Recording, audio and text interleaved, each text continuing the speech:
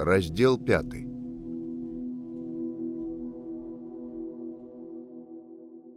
Ніхто не ведаў, што, вырашыўшы да канца зняважыць сябе, Міхаліна назнарок дазваляе сабе не вельмі, а лепей сказаць, зусім невысакародныя выхадкі, знаходзячы нават у гэтым нейкую помслівую асалоду.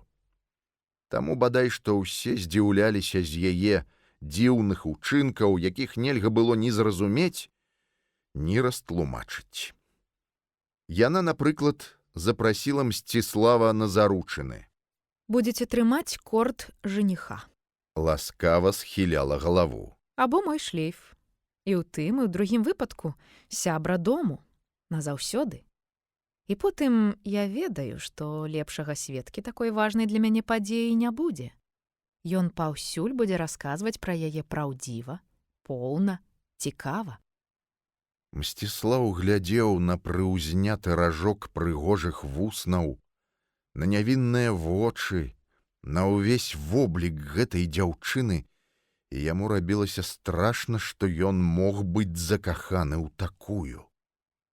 Ён, аднак, не даў зразумець сваіх пачуццяў, схіліўся залацістай галавою і ветліва сказаў: «Я ў такіх справах вам не сябра, Міхаліна Яраслаўна». Назваў па бацьку, чаго Прыдняпроўе бадай не ведала. І ў голасе было такое прыхаванае глыбокае асуджэнне, што Майка апусціла вейкі. А таксама быў закаханы. «Прыемна, хаця што ў вас засталіся сякія-такія рэшткі сораму за зробленае», — сказаў Мсціслаў. «Мяркую, яны вам яшчэ спатрэбяцца, як і рэшткі пакут сумлення». Яна ўскінула бровы, спалохана. «Хаця ад душы спадзяюся, што справа не зойдзе так далёка. Няма з-за чаго». Пасля гэтай размовы Міхаліна раптам, упершыню за ўсе тыдні, падумала пра Алеся. Да гэтага яна карала і мучыла сябе, не думаючы пра іншых. І толькі тут яна ўпершыню падумала, як жыць яму. Алесь жыў. Іншым здавалася нават спакойна. Ва ўсякім разе, замест прадчування страшнага, прыйшоў спакой. Спакойна распараджаўся ў дзедавых збожжавых магазинах, рыхтаваў коней на буславіцкі бяссенны кірмаш. Даводзілася шмат выбракоўваць, бо аконамы намагаліся сапхнуць розную здыхляціну. Унук працаваў да знясілення, і пан Даніла радаваўся, менш дрэнных думак палезе ў галаву, і калі ўжо будзе тужыць, то ад сапраўднай тугі. І ўсё ж спакой Алеся палохаў яго. Прыязджаў чырвоны ад ранняга загару, такі брудны, што ў каменнай ванне тройчы даводзілася мяняць ваду. Еў, што трапіцца, і потым увесь вечар сядзеў ля агню, перакідваючыся з дзедам нязначнымі сказамі. Еўфрасіння Глебавічна бачыла крывую усмешку, якая з'яўлялася на ягоных вуснах, калі глядзеў на жанчын. Больш маўчала, але кратком вызваліла ад усякай работы двух хлопцаў, каб начамі дзяжурылі ля Алесевай спальні.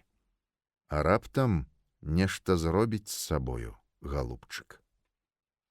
Уставаў ён у 3 гадзіны ночы, сядаў у ледзяную ванну, еў з людзьмі густа пасоленую бульбу з кіслым малаком і, не чакаючы кашы з баранінай, выязджаў на касюньцы з двара. Вежу падабаўся ўчэпісты, гаспадарскі, І ўсё ж ва ўсім добры ўнукаў розум. А каб не падабаўся, ён згадзіўся б з усім, што б той не прапанаваў. З усякім, нават самым бязглуздым учынкам, з усякай, нават самай недарэчнай прапановай. Усё б раздаў, абы стаў ён здаровы і спакойны. Пан Даніла здзіўляўся з самога сябе. 38 год жыў у самоце, нічога не патрабуючы ад жыцця. Так, паблажлівы ад разумення людзей і велічы стары цынік і іраніст. Валтузяцца недзе наводдаль мурашкі. Хай сабе валтузяцца. Мурашнік робяць, гліцу цягаюць, вельмі цікава. І раптам з'явіўся камячок плоці, уладна ўзяў, запаланіў, прымусіў любіць нявестку, цікавіцца сынам, сустракацца з гэтымі самымі мурашкамі і лезці ў шумлівае ўтомнае жыццё, пакутаваць і радавацца. Хто ён? Што мне ў ім? Калі мне вось-вось ляж ды здохні, а з-за чорнай рысай яма, але вось вырас, стаў гожы і моцны, і няўдала пакахаў, і так баліць за яго сэрца, як ніколі не балела за сябе. Ды гэтага мала, ну вырас, ну вядома, зусім іншы, чым людзі майго пакалення. Ну і пакінь ты мяне ў спакоі такога, які я ёсць. Не, вучыць. З зямлёю не так, з людзьмі не так, з радзімай не так. Мала яму, што я па прыроджанай ляноце гавару па-мужыцку.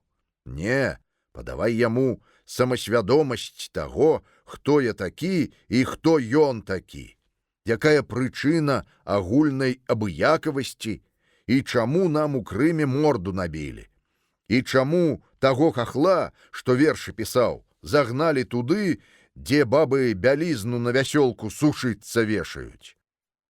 Ну што мне было б раней у тым хахле? Пашкадаваў бы трохі, і ўсё.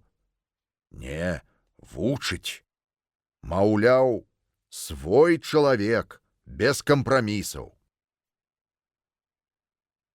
Цяпер вежа дрыжэў за ўнука. Здаецца, гаспадарыць, гойсае, сварыцца, а вочы пустыя. Выйдзеш часам на даржнік, а з будоўлі голас, і голас той, бадай не жывы, хаця і сварыцца чалавек. Куды вы гэта бервяно цягнеце? Гэта, па-вашаму, што? На бэльку якраз, тоўстая, 100 год прастаіць, кажа аконам. І які ж гэта вам падрадчык такіх на бэлькі падкінуў? Аконам чуе халаднаватую, нежывую іронію, але яшчэ не разумее, дзе менавіта сабачы хвост. Муха? Гнаць гэтую муху наступны раз з двара. Умову разарві. Бярвёны, што завезены, затрымай, і ні шэлега за іх не плаці, пакуль новых не падвязе. А тады аддай.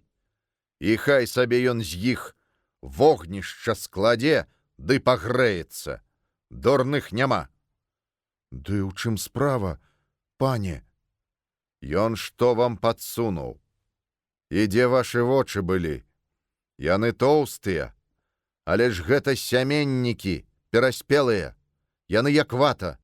Набрыняе вадой, падгніе. Ён каго падмануць надумаў? Якія бярвенні патрэбны? А ну? Аконам муляецца. Мужыкі з прыхаванымі усмешачкамі назіраюць за галавамыйкай. Зімы? Што з зімы? З вясны, то бок. Што? Перацягваюць жывое дрэва тростам туга, каб за лета яно мацнейшае. Чаму? Смалой набрыняе, а ўзімку секчы. Вось, смалой набрыняе, жоўтае, аж звініць, не гніе. Вось якія бярвенні падай. А ў мухі спытай, колькі ён на гэтых сяменніках куртажу ў кішэнь паклаў. Не спытаеш, сам спытаю. Голас як нежывы.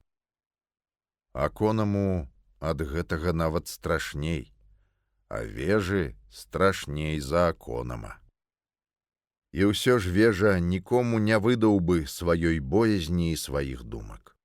Глебавічна паспрабавала была папікнуць за чэрствасць, абарваў. Не ведаў аб тым і сам Алесь, не ведалі сын з нявесткай, не ведалі суседзі. Вежа бараніў сваю таямніцу, маўчаў аб ёй, як маўчаць аб ганебнай хваробе. Калі хто-небудзь добразычлівы пытаў, як з унукам, пан Даніла адказваў са звычайнай іранічнай усмешкай, ад якой некаторых аж вадун вадзіў. Думаў, ажаніцца, ды агойтаўся. Часам і пры ўнуку. Толькі аднойчы яны пасварыліся. Быў май. Дрэвы апрануліся ўжо ў маладую клейкую лістоту, і стагадовы каштан для тэрасы выкінуў да неба тысячы белых конусаў свечак. Нібыта кадзіў і дзякаваў небу за цёплыя дні. Ночы былі яшчэ, аднак, халаднаватыя, а вада ў вежавых ставах зусім ледзяная. Ставы амаль не зарасталі, моцныя крыніцы білі з дна. Дзед і ўнук сядзелі на тэрасе. З нетраў веяла бальзамічным водарам маладой лістоты, вільгаццю ад ставоў і з Дняпра, чыстатой прыбранай, затравелай ужо зямлі. Салаўі барабанілі, звінелі і цмокалі так, што, здавалася, на зямлі існуюць толькі яны. «Ягайла!» — раптам сказаў дзед. Унук страпянуўся. «Што Ягайла?»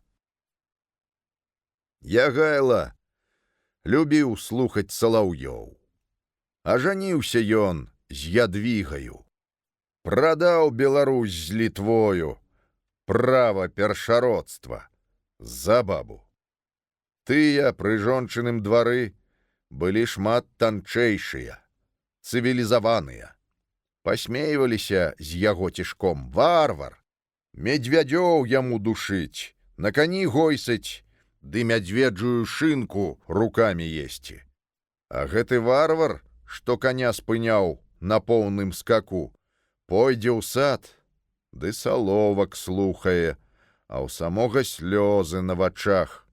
То хто, я пытаюся, тут варвар? Звінелі салаўі. І што такое наогул жанчына? Шлюб без роўнасці, сяброўства? Так, баба. С саксонским герцогом в карете золотой промчалась помпадур, блистая красотой. Филон сказал, читу окинув взглядом: вот королевский меч, а вот ножны с ним рядом. Ці варта дзеля такога нешта траціць з жыцця? Нават самую крыху? Нічога. Іначай атрымаецца, як у таго варвара. Толькі і застаецца, што слухаць салаўёў радзімы, якіх па неразумнасці прадаў. Вершамі загаварылі, дзеду, сказаў Алесь. Гэта што, намёк? Вежа здзівіўся. І сапраўды атрымаўся намёк. Я не хацеў, але калі ўжо так выйшла, не выношу я ў мужчынах бабства. Калі ў іх вяселле? Не цікавіўся. Хіба я даў нейкую падставу шкадаваць мяне? Прасіў спачування? Не, сказаў дзед. Але выгляд у цябе часам такі. За выгляд не адказваюць, деду. А мне ўспамінаецца Халімон Кірдун. Яму б жонцы даць добра ў косці, каб хвастом перад чужымі не круціла. А ён усё шкадуе. А тая яго за гэта святым ды добрым лічыць, а павагі ані на шэлях. Бяжыць гайня, пабягу і я. А назаўтра ідзе карову даіць. А Кірдун за ёю трымаць каровін хвост, каб часам не сцёбнула. А пасля выжлукціць паўвядра сырадою, ды з гора і заваліцца спаць. А, любая моя, а я ж усюдых за табою. Ты на той свет, і я ўслед. Што мне загадаеце рабіць? Пачаў злавацца Алесь. Ажаніўся б з Ядвінькай Клейнай. Кахае цябе, гожая і роду добрага. Я пайду, сказаў Алесь. Пайшоў у сад. Ад салаўінага бою прабіраў аж да самага сэрца мяккі халадок захаплення. Мокрая ляшчына цягнула шырокія лапы на сцежку. Дрэвы стаялі, не варушачыся, раскашаваліся.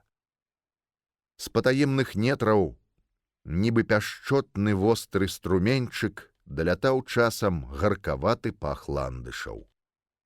І, схаваўшыся яшчэ лепей за ландышы, крычаў аднекуль з яроў і хмызавых нетраў, ніколі нікім не бачаны, таямнічы, як хохлік, ляляк.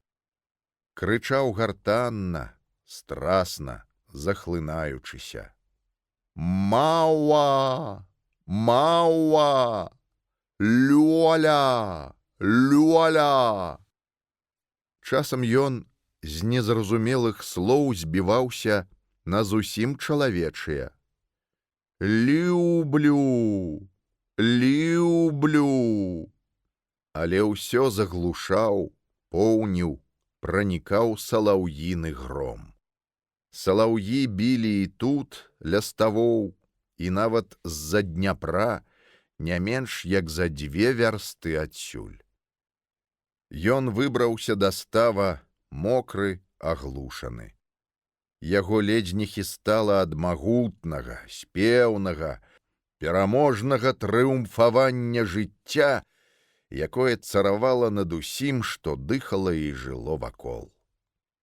Стаў цьмяна зіхацеў, як луска. Над ім звісала адным бокам вялізная блізкая хмара, запаветны, не менш як 600гадовы дуб. Хлопец прыхіліўся да шурпатага ствала і задумаўся. Вакол было добра. Вакол было так добра, што ніякі чараўнік не прыдумаў бы лепей. І яшчэ нават самы злосны вядзьмак не прыдумаў бы нічога горшага за гэта. Такі ва ўсім гэтым быў нялюдскі здзек. Не было яе. Каб была яна, здзеку не было б. Была б тады зямля і ставы, і салаўіны гром. Якая ж гэта дробная лухта разбурыла ўсё гэта? Як можна было хлусіць, калі на свеце ёсць салаўі? Як можна было хлусіць і, галоўнае, верыць хлусні, калі вось яны, тут, побач? Ён пачаў успамінаць яе аблічча. Яна ўзрадавалася спачатку там, ля царквы, у гэтым не магло быць сумнення, але чаго яна потым спалохалася? Так спалохалася, што нават аблічча стала шэрае. І нашто яна так зрабіла, што вось ён зараз адчувае ўсю гэтую дзівосную прыгажосць, як здзек. Аднекуль з глыбіні істоты наплыла, затапіла ўсё ярасць. Ён ненавідзеў цяпер самі ўспаміны. Дарэмна ён дараваў абразу. Месца сустрэчы, можна было б прызначыць на азярышчанскіх паплавах, трохі далей таго месца, дзе яны на начлезе стрэліся з воінам. Пісталетны стрэл быў бы чуцен. Раніца, раса, не больш за 15 крокаў. Раубіч стаіць на бар'еры, секунданты. У руцэ з бранзалетам апушчаны пісталет. Трэба ўзняць свой. Ага, ён прыкрыўся рукою, цудоўна. Меціць трэба трохі ніжэй бранзалета, калі аддача будзе меншая, чым звычайна, рана ў сонечнае спляценне. А потым Франц. Гэты з-за фатаўства закрывацца не будзе. Тут прасцей. Проста ў гэты высокі бледны лоб. Проста туды. І тады ўжо, калі ўпадзе, і будзеш ведаць, што яго павязуць, а праз вадамоіны панясуць на руках, тады пісталет сабе да сэрца і адным разам з поціскам, за салодаю. Алесь апрытомнеў і спалохаўся. Што гэта было? Вар'яцтва пачыналася. У 18? Няма чаго казаць. Добра. Ён паспешліва скінуў куртку, чаравікі, нагавіцы, сарочку, падскочыў і, ухапіўшыся за суку, скінуў на яго цела. Таўшчэразны сук цягнуўся над самай вадою. Дуб нібы выцягнуў адну руку, каб вечна лавіць ёю месячнае і сонечнае святло. Алесь ішоў, моцна ставячы ногі. Сук неўзабаве патанчэў і пачаў спружыніць пад нагамі. Даводзілася балансаваць. Ён пайшоў, пакуль было магчыма, і стаў ледзь не на самым канцы галіны, астываючы пад ветрыкам. Яму здаўся шолах і нейкі прыглушаны гук на беразе. Азірнуўся, цемра. Нікога. І тады ён застыў, прыціснуўшы рукі да цела і ўскінуўшы аблічча ўгору. Пад нагамі пагойдваўся сук. Проста ў вочы свяцілі зоры. Ён апусціў вочы. Пад нагамі таксама не было нічога, акрамя зор. Глыбокая сіняя чаша, поўная зор. Нібы вісіш у цэнтры бясконцага сіняга шара. Зоры пад нагамі, зоры над галавой. Закінуўшы за галаву рукі, ён доўга стаяў так, пагойдваючыся ў зорнай бязодні. Галіна пагойдвалася, а ён быў між небам і зямлёй. І зоры былі вакол. Потым ён разбіў сінюю чашу пад нагамі. І спалоханыя зоры пабеглі да берагоў. І ён плыў у сцюдзёнай вадзе, пакуль хапала паветра. Бачыў у глыбокім паўзмроку карчы, пасмы маладых водарасцяў, яшчэ штосьці, што стаяла нерухома ў прадонні, нібы бярвенца, якое затанула, але так і не дайшло да дна. Адно, аунь другое, а там далей трэцяе. Гэта спалі таксама між сваімі небам і зямлёй шчупакі. Апрануўшыся, ён лёг на спіну і стаў глядзець на цёмную хмару дуба і яшчэ на зоры. Было вельмі халодна, але ён не адчуваў холаду. Нечая рука лягла на яго плячо.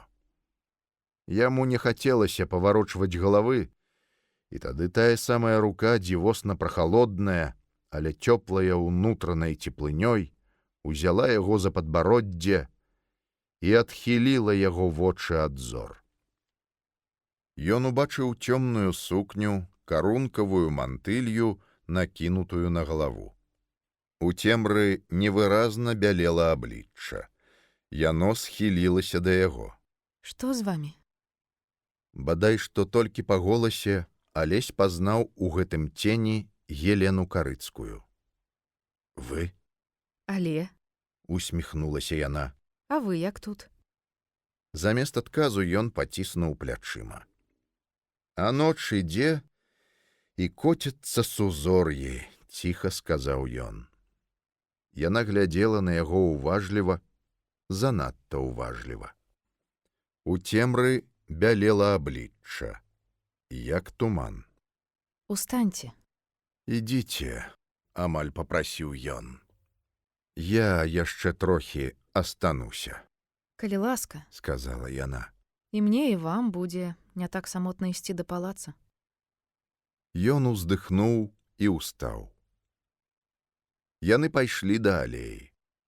На няроўным адхоне яна пахіснулася, відаць, ступіўшы на камень. «Я магу прапанаваць вам руку?» Яны мала гаварылі за апошні час.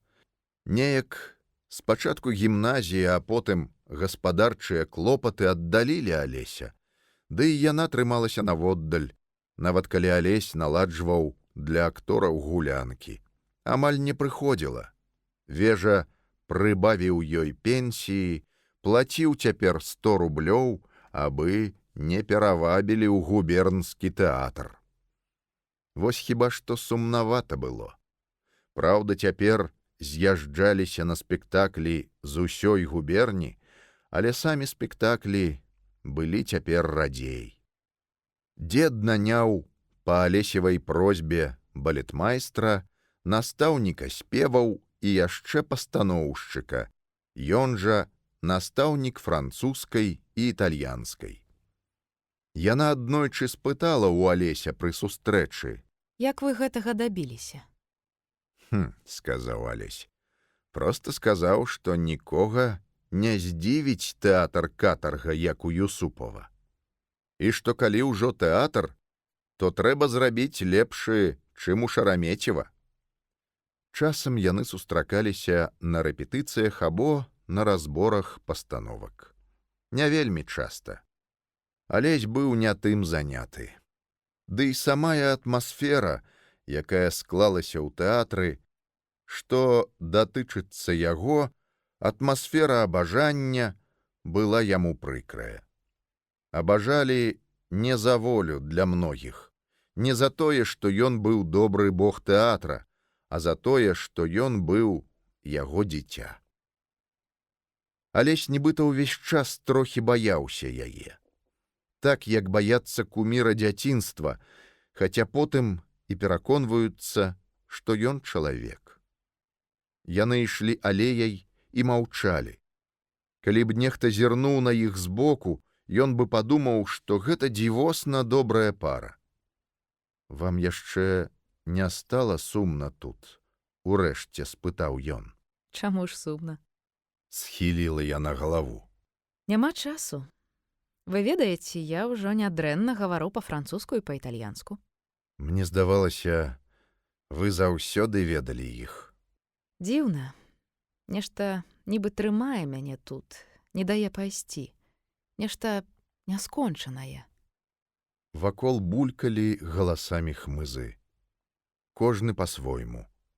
Дальнія і блізкія спевы зліваліся ў адну магутную і высокую аж да неба мелодыю. «Чаму вы падышлі да мяне?» Хіба можна пакінуць другога ў такім халодным свеце? Мокрыя лапы ляшчыны. Гаркаваты пах ландышаў. Ведаеце, аб чым я падумаў на гэтай галіне? Я падумаў, што няма на свеце больш самотнай істоты, чым чалавек. Кожны чалавек сярод іншых, а свет як здзек. Як рана гэта прыйшло вам у галаву? Маўчала цяпер яна, таму што ўсё ведала. З самага пачатку яна з трывогай сачыла ад алеі, як ён ішоў па разгаліне, злёгку пагойдваючыся над вадой. Ноч пакінула замест яго постаці толькі цень, узнесены ў неба.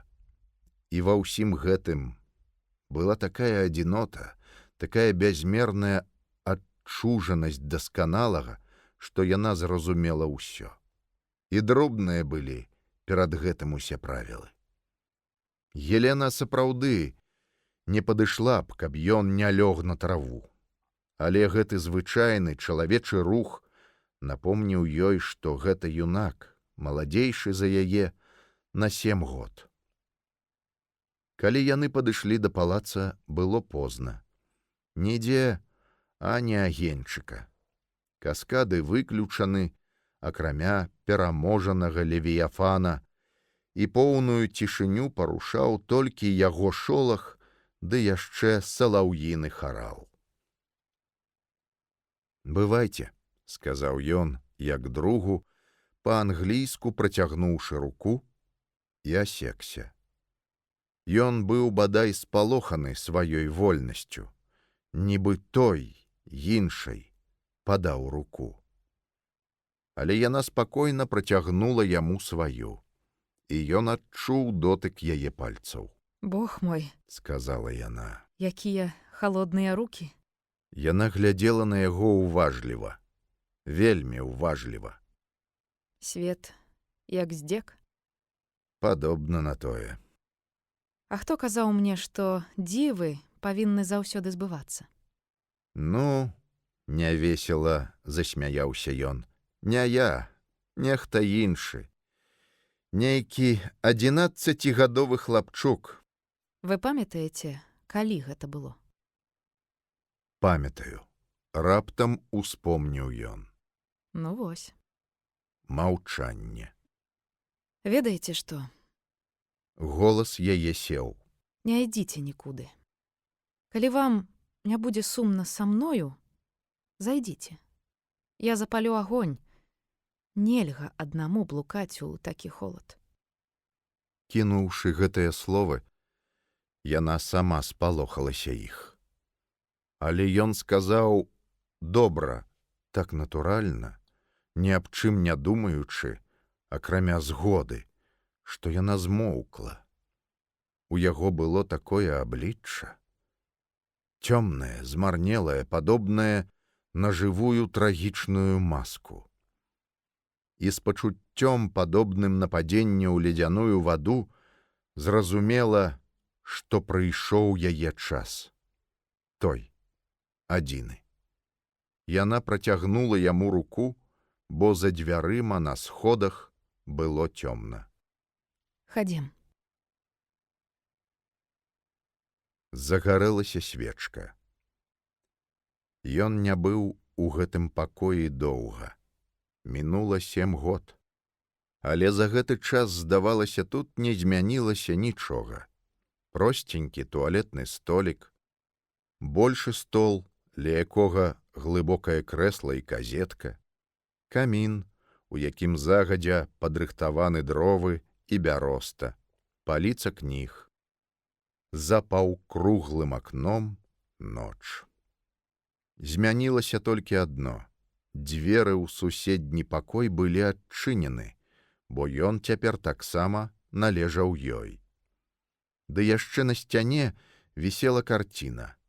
Ягоны Алесяў падарунак пасля пастаноўкі Медэі. Хата Адама Шэмеша. Звычайная беларуская хата пад каравай, у цвеце грушай, і старыя, вельмі старыя дзядок і баба ў белым, якія сядзяць на прызбе і з чаканнем глядзяць на дарогу. А на ўсім гэтым апошні водсвет захаду. 1000 год ім чакаць і не дачакацца. Сядайце ў крэсла. Ціха сказала яна. Ён сеў. І скіньце чаравікі. Раса. Вось вам пантофлі. Адтапчыце заднік, іначай не ўлезуць. Яна стала на калені і свечкай падпаліла бяросту ў каміне. Папоўз угору дымок, потым жаўтаваты агеньчык. Зыркі сені-чырвоны агонь вырваўся з палону і ахапіў дровы. Полымя заскакала на яе абліччы. Ад гэтага, а можа, ад чагосьці іншага, вочы ў яе былі сумныя. Па сценах бегалі чырвоныя блікі. Яна села насупраць яго. Ну вось, давайте будзем глядзець у агонь. Ён раптам убачыў, што яе туфлікі таксама цёмныя ад расы. Працягнуў руку, гэта здавалася яму натуральным, і дакрануўся пальцамі да ступні. «І вы яшчэ смееце даваць мне парады? А ну, возьмите назад свае пантофлі». Я да агню. Алесь пашукаў вачыма і ўбачыў на кіліме чорна-чырвоны плед. «Прыпадыміце ногі. Вось так і так». Ён узняў вочы, і яны сустрэліся з яе вачыма. Большыя, чым ва ўсіх людзей на зямлі, яны уважліва, нібы ўпершыню бачылі, глядзелі на яго. Чырвань плесканулася па ягоных шчоках. Ён зразумеў, што зрабіў нешта такое, пасля чаго ні яму, ні ёй нельга будзе нават здалёк зірнуць адно на аднаго, а не тое, што гаварыць, як усе астатнія людзі. Яна ўзяла яго руку. Што з вамі здарылася? Што? Ёй дорага каштавалі гэтыя словы і гэты рух. Сэрца падала. Але яна бачыла гэтую пакутную чырвань і тое, як ён потым збялеў. «Не ведаю», — сказаў ён. Яго сапраўды калаціла. Прыклала нерухомыя вусны да яго лба. Нічога. Гэта проста ад цеплыні выходзіць холад. Рука хлопца ляжала ў руцэ жанчыны. Ён асмеліўся і, працягнуўшы другую руку, узяў далоньку і схаваў яе ў сваіх далонях. «Глупства», — сказаў ён. «У мяне ў вёсцы была вавёрка. Калі, бывала, зробіш з далоняў хатку з круглым уваходам, то яна адразу залезе туды, накрыецца хвастом і спіць. Вось так і зараз». Яна паварушыла вялікім пальцам схаванай далонькі. Вось і хвост. Сапраўды глупства. Вядома, глупства. Скакаў агонь. Чырвоныя водбліскі бегалі па яе абліччы. Яно было бледнае, з пяшчотнай і дзівосна гожай скурай. Добра? — спытала яна.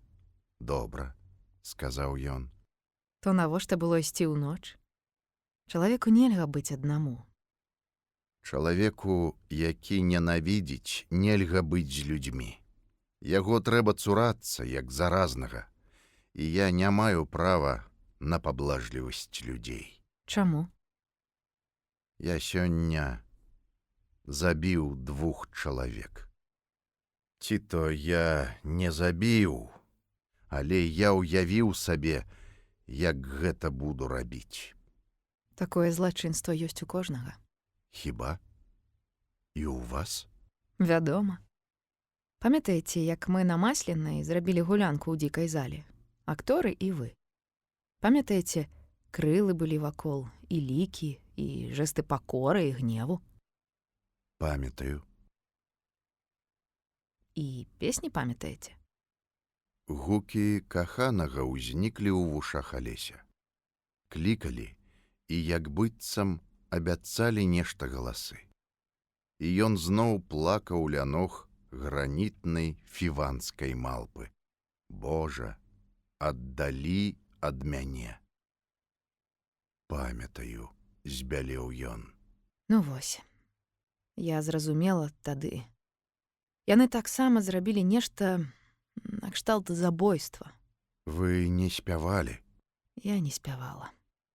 «Я не магу ненавідзець. не магу забіваць. Не магу, каб свет быў як здзек. Не магу, каб холад. Я хачу, каб між людзьмі заўсёды было вось так. Так будзе. Калі? Ну, хіба я знаю, калі. Напэўна, тады, калі вось гэтыя старыя дачакаюцца дзяцей. Усіх. Тых, што забылі і што здрадзілі. І тых, што ў кайданах і забітых. І галоўнае тых, што кожны дзень рабілі для другога хоць маленькае дзіва. Калі чалавек, кожны чалавек, вельмі захоча зрабіць другому хоць маленькае дзіва, свет зробіцца светам дзіваў. Ён схіліўся і прынік галавою да яе рук. Яна ціха ўстала, падышла да акна і расчыніла яго. У пакой уварваўся салаўіны пошчак. Потым яна села зноў на сваё месца. З птушынай песняй нібы ўладна ўвайшло сюды у ціхі пакой тое, што ён пакінуў на беразе сажалкі. Гартанны крык леляка, ап'яненне хмызоў і прыгажосць, падобная на здзек. Ён узняў на яе вочы і ўсё зразумеў. Яе тонкія плечы былі пад яго рукамі, вочы ля яго вачэй.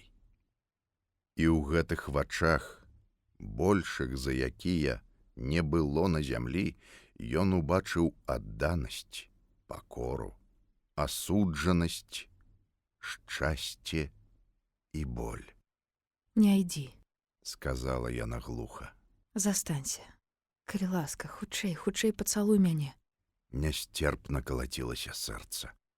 Яго ўдары былі як грозныя ўдары молата. Распасцёрты на спіне, як зрынуты нечым магутным і пагрозлівым, ён бачыў праз адчыненыя дзверы зыркае полымя каміна. І гэта было, як быццам яго збіраюцца катаваць агнём. Але ён чакаў гэтага з такім радасным заміраннем душы, што баяўся страціць прытомнасць. А вышэй і лявей каміна праз адчыненае акно лілася ў пакой цьмяная і ад суседства з агнём яшчэ больш сіняя ноч. Полымя, полымя. Жарынкі ў каміне нібы хутка мяняюцца месцамі. З акна плыве сіняя, халаднаватая ноч.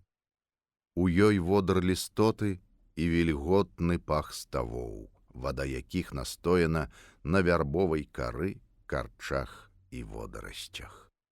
Але ўсё гэта пакрывае, глушыць утрапёны салаўіны гром. Нібы толькі адна, апошняя ноч засталася ім для песняў і жыцця. Расплываецца, адыходзіць некуды сляпая нянавісць. З кожным ударам сэрца расце і запаўняе істоту холад, замілаванне, чысціня і боль, і яшчэ вялікі, да самага краю зямлі, і злітны нібы з аднаго сэрца посвіст маленькіх птушак у вільготных хмызах.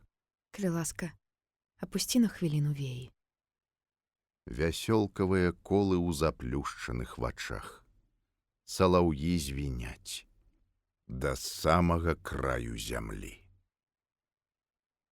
Яна лягла побач з ім, але так нібы старалася заняць як мага менш месца. Што з табою, любая? Не ведаю. Мне вельмі страшна. Мне таксама.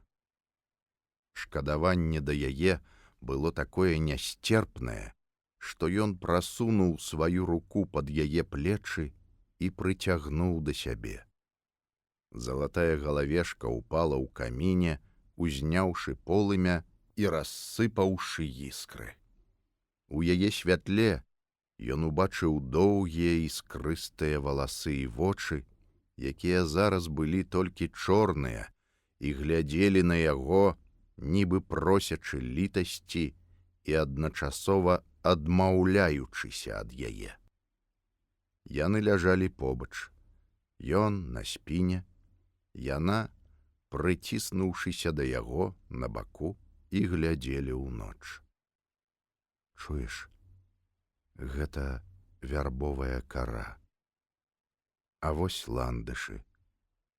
А там, відаць, з самага глыбокага яра, дзе сплывае адзіны лапічак снегу, бо ледзяныя крыніцы.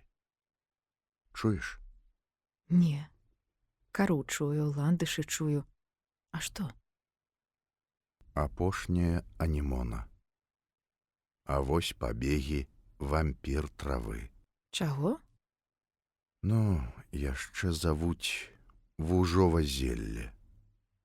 Зноў ландышы. І вось лясны мёд. Маўчанне. Не чую. Нічога больш не чую. Толькі водар тваіх валасоў. Салаўі грымелі, як перад загібеллю. І ад гэтай песні, і ад дотыку рукі пашыраліся грудзі і цямнела ў вачах. Нарасло, запаланіла свет. Для сваіх вачэй ён бачыў яе вочы. Яны былі большыя, чым ва ўсіх людзей на зямлі. Пагрозліва схіленае аблічча бліжэй і бліжэй. Заграва на ім. Вусны шукаюць яе вуснаў. Салаўіны гром. Вочы большыя, чым ва ўсіх, хто ёсць на зямлі. І ў палоне шчыльных, невыносна злітых абдымкаў ён са здзіўленнем, трапятаннем і болем, не верачы сабе усёй істотай сваёй, ад бронзавага замка рук да вачэй, што глядзелі ў яе вочы, і да пахаладзелых ад здагадкі пальцаў ног, адчуў, як спалохана трапеча яе сэрца, адданае непазбежнаму, і небу, і салаўінаму грому, і яму. Сэрца цнатлівай. У гэтай здагадцы раптам зліліся пошчак салаўёў, гаркавата-халодны пах ландышаў, крык леляка, зоры над галавой і пад нагамі. А потым усё знікла. Быў свет, і ў ім чалавек. Галава жанчыны ляжала на грудях мужчыны. Абое маўчалі, нібы баяліся расплюхаць тое, што неслі ў сабе. Алесь асцярожна трымаў яе ля сябе, сам не разумеючы, што з ім. Іншай стала ноч. Іншымі сталі салаўі і пах вярбовай кары. Знікла некуды ўтрапёная страшная ярасць. Разбураны свет, што яшчэ гадзіну назад ляжаў у руінах, пачаў збірацца ў адно і нібы сам сабою выстройвацца ў нешта зладжанае. І самое пачуццё гэтай гармоніі пасля развалу і дымных руін было шчаснае і вялікае. Ён нікога не ненавідзеў. Для гэтага новага, для сораму і гонару, для велічы і бязмернай глыбіні новага былі добразычліва абыякавыя ўсе ворагі на зямлі. Яна таксама ляжала нерухома. І ў яе сэрцы зліваліся гонар і адначасова цвёрдае разуменне таго, што яна зрабіла. Вось ён, побач. Ніхто не разумеў, нават блізкія, што яго трэба было ратаваць, ад нянавісці да людзей, да жанчын, да сябе. Усім, чым можна, нават адзіным і самым вялікім, чым яна магла. Мілы мой, чалавеку нельга быць аднаму. Цяпер ты гэта зразумееш да канца. Усё пачалося з удзячнасці. У тую хвіліну, калі 11гадовы хлапчук у дарэмным, хіба дарэмным, пратэсце, які нічога не мог змяніць, крыкнуў шчуру гнеўныя словы. Гэта было кранаюча і смешна. Яна ўжо ведала, дзіваў не бывае на зямлі. І раптам гэтыя рукі зламалі шыю лёсу. Такія яшчэ тады слабыя, а цяпер такія моцныя рукі. Пачалося з гэтага. І ён, малодшы, раптам стаў усё магутны і нібы старэйшы за яе і даражэйшы за бацькоў, бо яны далі толькі жыццё, а разам з ім рабства, а гэты свабоду. А потым прыйшло іншае. Гады 3, як прыйшло. Пачалося з гэтай вось карціны. Гралі Медею. Пасля першага ж спектакля прыезджая трупа адмовілася граць з ёю. «Прабачце, гэта проста унізительна для нас», — сказаў дырэктар. Яна ўзрадавалася. Усе гэтыя рымляне, грэкі, іспанцы даўным-даўно абрыдлі ёй. Чаму ў п'есах няма звычайных людзей, якія вакол?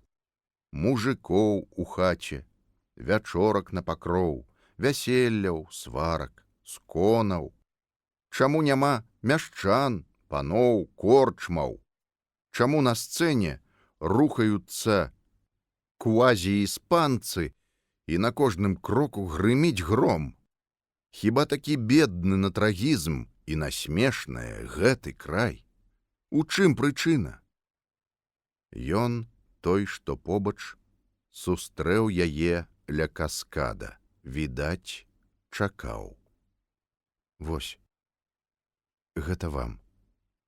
У пакоі яна разгарнула грубую паперу і ўбачыла хату з каравай белай грушай і чырвань захаду на тварах старых.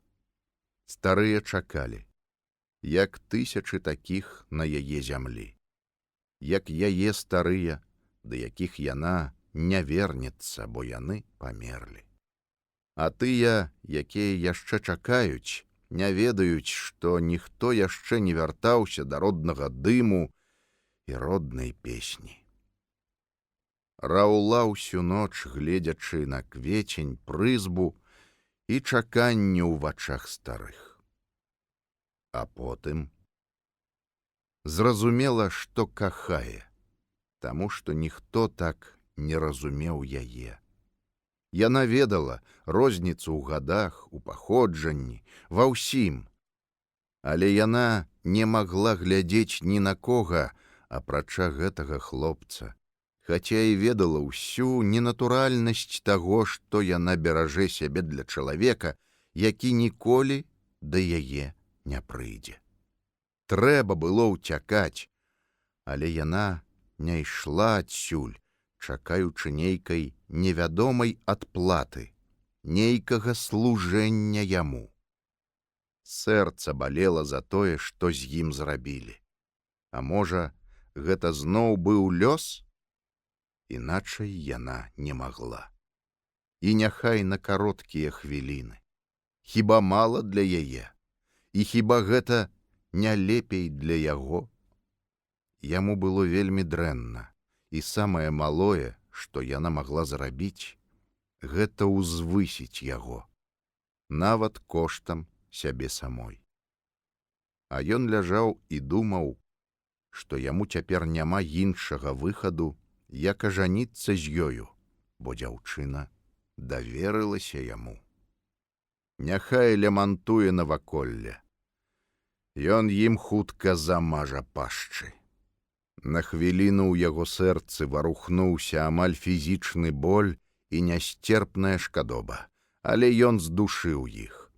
Разуменне між ім і той, што была побач, удзячнасць за зладжаны свет, дзе ўсё было ў ім, і ён быў усё, удзячнасць за ахвяру, як быццам змялі былое. Яны былі мацнейшыя. У яго будзе самая лепшая і самая прыгожая на свеце жонка. «Чуеш, Салаўі?» — сказаў ён. «Як ты здагадалася адчыніць акно?» Я спалохалася, што ўсё гэта будзе ў 4 сценах. Людзі не разумеюць, як гэта страшна. Гэта як плаха. Але іначай было нельга. Там холад і ноч. Улетку было б не так. Паляны, медуніца. Лепей? Што ты? Хіба можа быць лепей? Добра, што ты адчыніла акно. Сакавіты, добры пошчак салаўёў, здаецца, прымушаў дрыжэць зямлю. Ён быў такі свежы і халодны, гэты пошчак. Я, напэўна, вельмі дрэнная. Чаму? Ну, так не робяць, так нельга, я ведаю, але ты ўсё ж абдымі мяне. Я хацеў сказаць табе тое самае. Але я таксама думаў, што так нельга. Іхнія ўсмешкі былі побач. Абапёршыся на локаць, яна глядзела на яго.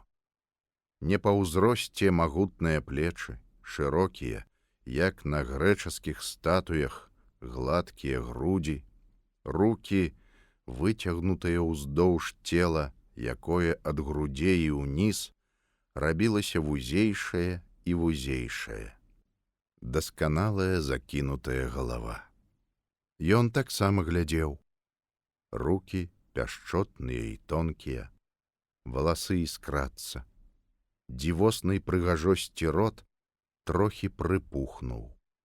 Вочы ў цемры вялікія-вялікія.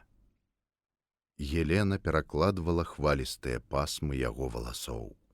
У барвяна-пёрым шлеме і крылатым. Ты памятаеш? Вядома. І я. Ты была такая, раптам выйшла, рэючы плашчом, аж валасы на галаве заварушыліся. Мне тады здавалася, што ты была ўдвая вышэйшая за іншых. Гэта не так, але вочы ў цябе і зараз большыя, чым ва ўсіх людзей на зямлі. А цябе я спачатку і не бачыла. Сядзіць нехта побач са старым панам. І раптам крык. Бог ты мой, які! Аж сорамна стала, што нехта так верыць. Я забылася і глянула. Вежа чамусьці потым нічога мне не сказаў. Дзіва што, усміхнуўся Алесь. Я нават не заўважаў тады, што гэты семінарыст-аўтар падвёў да Магілёва мора. Не, не тое. Я глянула і ўбачыла хлапчука. Я і сама была дзіця. А потым ты прыйшоў увечары і сказаў, што дзівы павінны заўсёды спраўджвацца. Я ўсміхалася, а потым пакінула ўсміхацца. Ён пацалаваў яе рукі. Я вельмі шкадаваў цябе. І гэта шкадаванне было як любоў. І яшчэ было нешта вышэйшае. Я ад яго і зараз не магу пазбавіцца. Не веру, што ты тут, што мая. Гэта як самае вялікае дзіва. Дурнік, я вельмі звычайная. Не веру. Мне і зараз здаецца, нібы ты прыйшла да мяне, а потым запалае заранка, і ты падымешся туды. Так і будзе. Толькі не туды, а ў нетры, дзе нават апоўдні цень. Што такое? Непаразумела спытаў ён. Потым. І вось ты прыйшоў.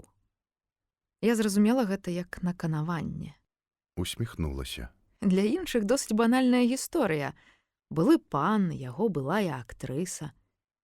Але ты ніколі не быў панам, а ніводнай хвіліны. Адзін вечар. і не панам, а рабом таго, што ты рабіла са мной. Салоўка спяваў, адказвалі яму іншыя. Слухай, Сказала яна, і ён не заўважыў за яе вонкава спакойным тонам чагосьці глыбока прыхаванага. ты дзівосна чытаеш. Памятаеш, ты чытаў нам аднойчы, калі мы папрасілі англійскія вершы. Лепшае, што я калі-небудзь чула. Памятаю. Эннабел Лі Эдгара По. І паўночны вецер дыхнуў і адняў у мяне Эннабел Лі. Але неба, анёлы і духі зямлі да канца не маглі адарваць душу маю і разлучыць з душою Эннабел Лі. Ён абдымаў яе, а недзе за акном цягнулася дазор вампір трава. У магіле, дзе край зямлі, там ля мора, дзе край зямлі. Дзякуй табе. Дзіўным голасам сказала яна. Яна амаль супакоілася. Яна ўсё ж пачула ад яго словы кахання, хоць і звернутыя да другой. У гэтым голасе быў лёгкі акцэнт, з якім гавораць у Дрэгавічах. Трохі дзіцячы акцэнт, які нараджаў мяккае шкадаванне, імкненне абараніць яе. Алесь ляжаў на спіне, адчуваючы, што нейкая невядомая сіла вось-вось зараз падыме яго, і ён без адзінага руху так і паплыве над шатамі дрэў, над кручамі Дняпра. І раптам нешта штурхнула яго, нібы абарваўшы палёт. Чаму ты казала аб нетрах, дзе нават апоўдні цень? Яна адчула. Прыйшоў час. Больш маўчаць было нельга. З кожнай хвілінай яны больш і больш прывязваліся адно да аднаго, асабліва ён. Бо ў яго не было яе думак і яе цвёрдага рашэння. Я проста вырашыла аддаць табе ўсё, калі прыйшоў час. Алесь рэзка абняў яе. Вочы глядзелі на яго сурова. Пальцы трапяталі ў валасах. І ўся яна нібы цягнулася да яго і адначасова старанілася. Ты не павінен. Не павінен. Я хачу. Я кахаю цябе. Не мяне. Табе патрэбна другая. Ты кахаеш яе. Ты яшчэ не разумееш гэтага, але ты кахаеш яе. Не, сказаў ён. Не. Так. Гэтая нянавісць. Гэта проста ваша маладосць, неўраўнаважанасць. То як жа тады? Ты хочаш спытаць, на што? Яна горка засмяялася. Табе былі патрэбны вера і сіла, вялікая мужнасць і ўпэўненасць, цвёрдасць. Хлопчык мой, дарагі. Яна лашчыла яго валасы. Ты дай мне слова. Табе не трэба больш ніколі быць са мной. Калі? Урэшце, пад страшнае падзенне сэрца паверыў ён. У ягоным голасе жыла халодная роспач. Скора. Злітавалася яна. Я скажу табе. І ты магла? Бог мой, гэта так мала. А знявечанае жыццё? Я не збіраюся яго прапаноўваць каму-небудзь яшчэ. І потым, хто мне яго даў? Ён паверыў. Пераканаць яе нельга. Будзь мужчынам. Ціха сказала яна. Побач ці далёка. Я заўсёды буду помніць цябе і сачыць за табой. Ледзь толькі табе будзе вось так і нікога не будзе побач, я прыйду. Я даю табе слова. Першы мой і апошні. Ён сеў, абапіраючыся на адну руку, і пачаў глядзець у ноч за акном. Ён маўчаў, хаця яму было дрэнна. Але ён стаў іншы за гэтыя некалькі гадзін. Ён не ведаў, што гэта якасці сапраўднага мужчыны. Але ён цяпер нізавошта не згадзіўся пакутаваць на вачах у іншых. Ён ведаў, што ён ніколі ў жыцці не заплача, акрамя як па незваротнай страце, якая ёсць смерць. Проста нібыта развучыўся. Ведаў, што ніколі не страціць сябе, пераконваючы цвёрдую рашучасць. Нізавошта не згадзіўся б упрошваць, бо гэта прыніжае. Пад ягоным болем жыла павага да слоў такой жанчыны. Яна не хлусіць. Алесь глядзеў у начны парк, дзе заміралі ў пошчаку апошнія салаўі. Быў боль, і было мужнае прымірэнне. Усё адно зоры сталі зорамі, свет светам, а чалавек чалавекам. І ён раптам на поўныя грудзі, на пашыраныя вочы, на ўсё сэрца, што магутна стукала ў грудзях, адчуў вялікую нават у пакутах гармонію таго, што жыло, спявала і рухалася на зямлі. На ўсёй зямлі і ўсяго, што ёсць на зямлі. Ён павярнуўся да жанчыны і, абапёршыся на кулакі так, што яны былі каля самых яе тонкіх плячэй, зверху глядзеў на яе.